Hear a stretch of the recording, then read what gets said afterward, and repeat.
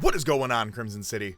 My name is Crimson CBAD, bringing you guys our Week 2 Team Builder for NPA, the National Pokemon Association. Your Detroit Time Nulls going against Coach Redithan and the Nashville Preditars. If you guys are excited, show some love on the like button down below. If you're new, feel free to hit that subscribe button as well. We do have the GBA and the APA going on as well.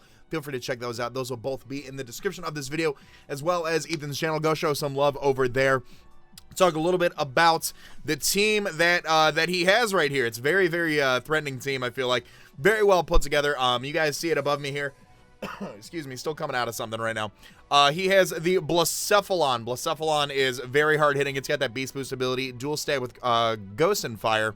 Can be run physical like Flame Charge and Knockoff, and Explosion, and can be run special with things like Flamethrower, Shadow Ball, all that crazy stuff. 107 speed. It's topping out about 174 at level 50 for these Wi-Fi leagues. Hits incredibly hard. It can also be a trick Scarf set. I would anticipate 9 times out of 10, I feel like with Blacephalon, people run, a Scarf set on that. So that's something I would anticipate. Does have the Nidoking as well. Nidoking hits very hard with that Sheer Force, boosting the offensive power that it does have. Sheer Force giving additional damage off in return for nullifying the secondary effect of a move. Can hit very hard on either the physical or the special side. It does have a base attack of 102, base special attack of 85. Sits at 85 speeds here, so that's pretty good for the most part for a team. I would anticipate a Scarf Nidoking set if it does show up for sure. Cobalion, we're very versed with Cobalion. We're very versed against a Cobalion. 108 speeds here, so it's outspeeding Blacephalon by 1 point. Can set up with Calm Minds, Rock Polishes, Swords Dance, all that good stuff. Hits really, really hard. It only has a base 90 attack, but after a Swords Dance, nothing really wants a close combat or an Iron Head, things like that. Being able to pivot around with Volt Switch is also very, very cool. One of the unique things that it has in it's the only Justice Trio, Swords of Justice Pokemon that gets momentum like that, which is really, really cool. Masquerain 4th overall, which is really interesting, but it's really cool. It did get a little bit of a boost in Gen 7. It does have the Intimidate or the Unnerve ability. Intimidate obviously dropping our attack stage by 1. Unnerve making it so our Pokemon do not eat any resistance berries. It does have access to sticky webs, Air Slash, Bug Buzz, all that fun stuff. Noivern's a Pokemon I haven't seen drafted in League format in quite some time, and frankly I don't know why. I mean, it's a lower tier Dragon type Pokemon, but 123 base speed, which is really awesome. It has Frisk, being able to identify the opponent's item upon entry. Infiltrator, being able to send moves through substitutes, through reflex, all that fun stuff. And then Telepathy, which obviously isn't used in singles. But hits really hard. It's got a base 97 special attack, which isn't too crazy. So typically you'll see something like a Specs or a Life Orb on there just to boost the damage output. But with Stab, Boom Burst, or excuse me, with access to Boom Burst, rather, 140 base special attack move. Stab Hurricane, Stab Draco Meteors. I mean, this thing does hit very, very hard. It does have U-turn capabilities as well, pairing it off with the Volt Turn momentum that Cobalion does provide. Another Pokemon being able to pair off with that Volt Turn core is Lantern, a seemingly underwhelming Pokemon. I always feel like Lantern's a good Pokemon in League format. It's got a great HP stat of 125. Its defenses are 58 and 76 defense and special defense, respectively. It has 2 good abilities, Volt Absorb and Water Absorb. It has Cleric abilities with Heal Bell. It has Pivot with Volt Switch. It can Toxic. It can Scald. It can pretty much do what I feel like a bulky water type would do. It's a really good discount bulky water type, I feel like, being able to have both of those immunities too. If Lantern comes, I feel like it definitely is Water Absorb, simply because my electric type doesn't do too well this week, and it's not really overwhelming as an electric type either, so I don't think it'll happen. I think it'll definitely be Water Absorb for, like, the Araquanid. Mega Tyranitar, we're familiar with Mega Tyranitar from APA. Being able to set up the sand is very terrifying. It doesn't really have anything that abuses the sand too much, though, but it does hit really hard. 164 base attack, 95 base special attack as well. Can either be run physical or special. Very, very reliable rock setter, I feel like, as well. The sand can definitely chip away at our team. He has the Superior, great speed, 113. We faced Superior a lot in League in this season.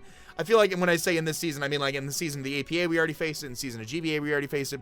Superior is just an incredibly powerful Pokemon that you need to prep for. With that contrary Leaf Storm, being able to boost its special attack by 2 stages, then giving it niche coverage, being able to cover for the team.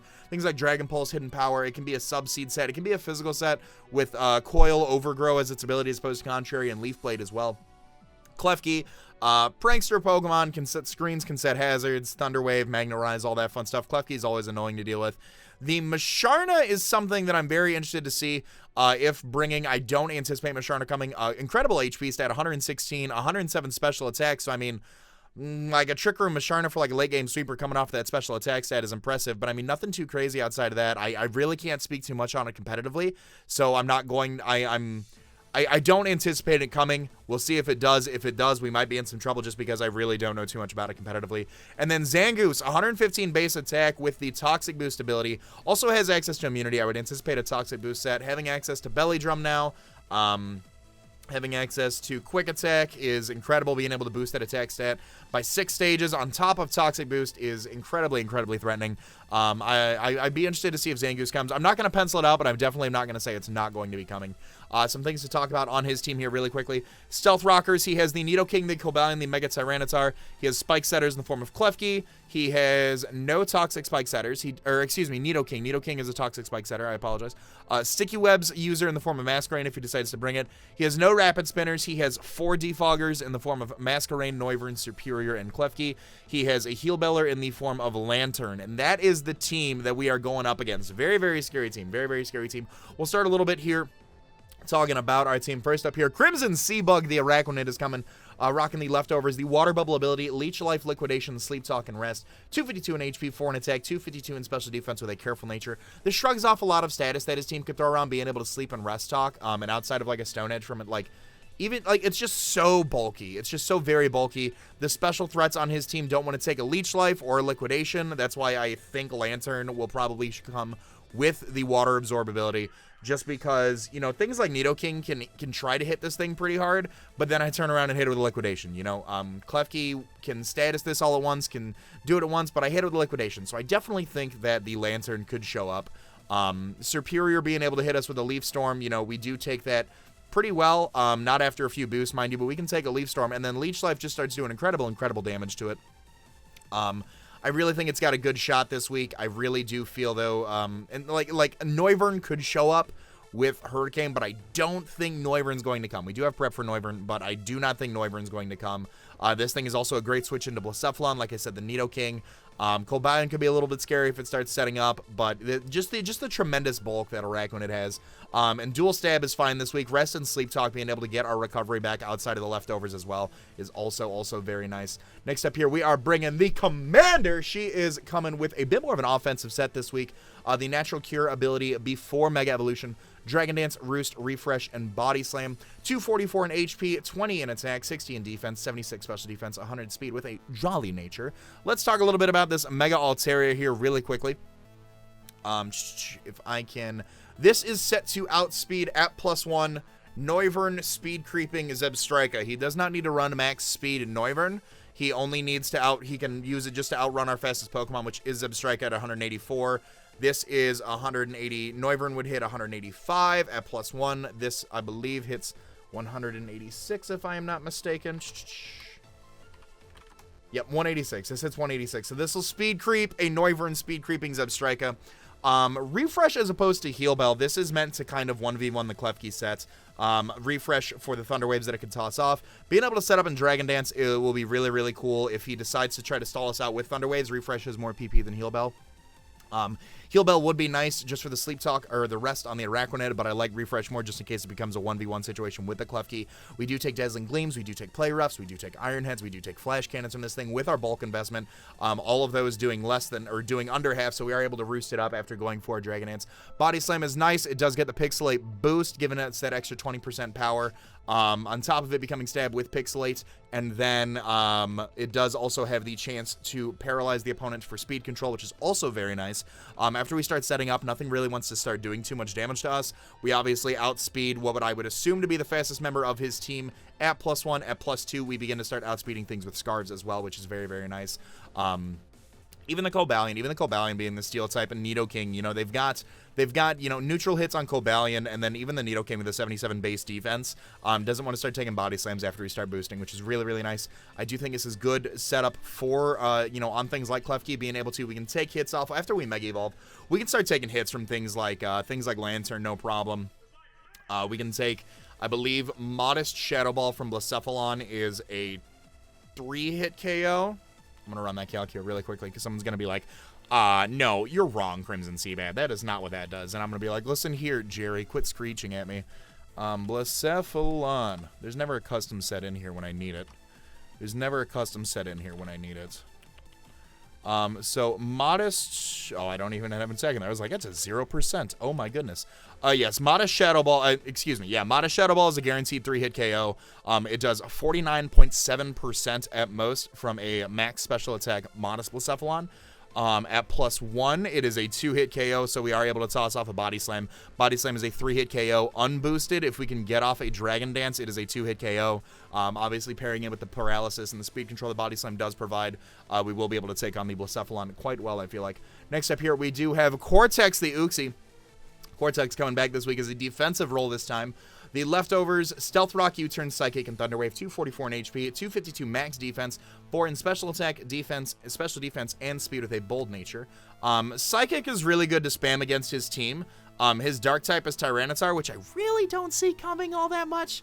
If it does come, you know, that's entirely my fault because we get Pursuit trapped, but I don't think he'll bring it. Obviously, with bulky Psychic types going up against a Mega Tyranitar, you would think, oh, they're not going to bring the Psychic type because I've got, like, an incredible Pursuit Trapper. I don't think it's going to come, so I'm going to bring the Uxie.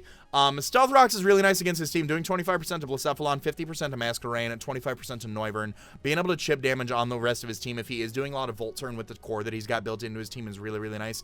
U-Turn for Momentum, while we do boast, you know, 116 in speed. 116 in speed in case he feels like creeping with something like the Mega Tyranitar itself. If he creeps with things like the Lantern as well. Yep, Lantern as well. We can outspeed that by 1 point. Being able to toss off a Psychic is nice. And like I said, Rocks are really good chip damage for a lot of his team. Being able to make sure threats like Blacephalon don't keep coming in for free every time is really, really cool. Thunderwave is also there for the speed control. I'm tired of being hacked every single match of every league match that I play in. So I was like, toss off some yellow color. So we'll have that there for the Uxie, but Stab is just really nice. U-Turn for the Pivot, Momentum, Rocks. Really, really, I feel like it's a really standard set. This is for something like the Cobalion. I don't anticipate like a setup Cobalion. I definitely anticipate more of like a pivot support Cobalion with like Rocks, Taunt, Stab, and then like Volt Switch. Could definitely be a fast Taunter just in case he like thinks Uxie like doesn't want to toss off Rocks, doesn't want to toss off Thunderwave. He can definitely go for a fast taunt. It's really, really nice too. Also against something like the Celesteela from wanting to go for a Tauntamize. Fast taunt user for something like the Mega Altaria in case we want to start going for Dragon Dances. If he sees that we're Rest Sleep Talk on the Araquanid as well, being able to taunt that'll be really, really cool. So I really do think Cobalion is going to be much more of a supportive set this week.